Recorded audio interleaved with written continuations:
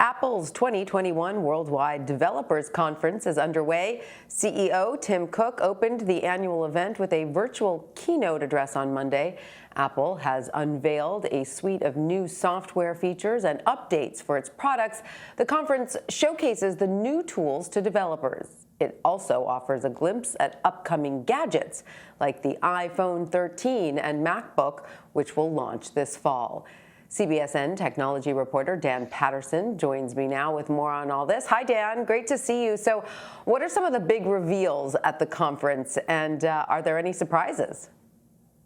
Hey, good to see you, Tanya. So WWDC, the Worldwide Developers Conference, is ostensibly Apple's kind of nerd event where they can communicate with programmers, software developers, startups, companies that use their technology to develop apps. And if you think about the App Store on your phone or the Mac, that is a massive ecosystem. But over the years, it has also evolved to become kind of this consumer technology software event. And Apple has used it to announce, like they did this year, new features for Apple devices. This year, they announced some sharing features called SharePlay that use FaceTime and messages to let you communicate with your friends and family securely while you're listening to or watching a movie. That's fun stuff, but Apple has also really doubled down on privacy and security, and that was kind of the theme all week. As Apple kind of worked with developers, they also stressed that at least for the products that will be released in North America, privacy and security are top priorities. And Dan, talking a little bit more about that, what are some of the new privacy features that were unveiled, and what's the impact of all that?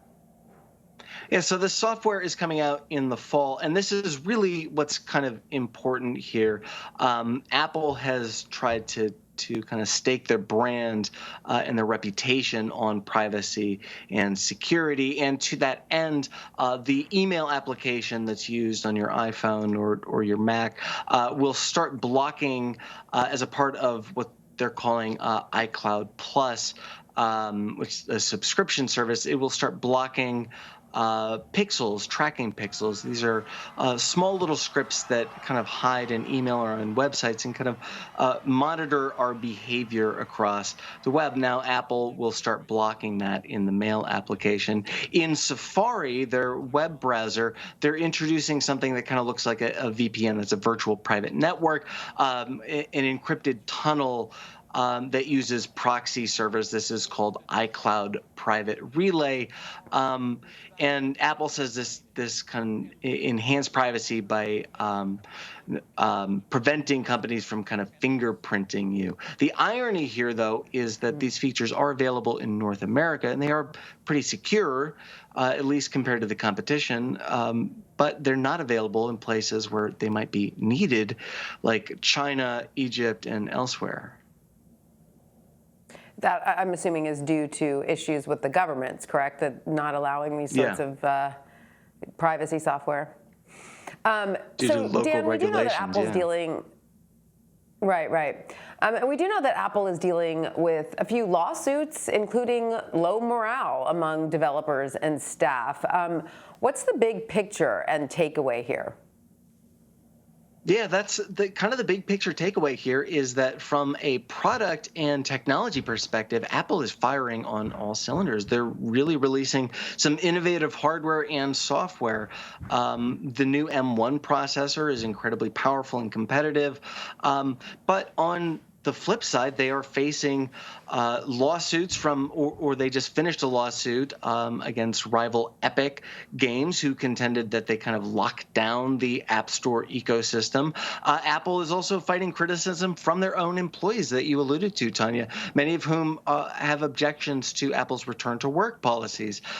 And they're fending off regulators in Europe.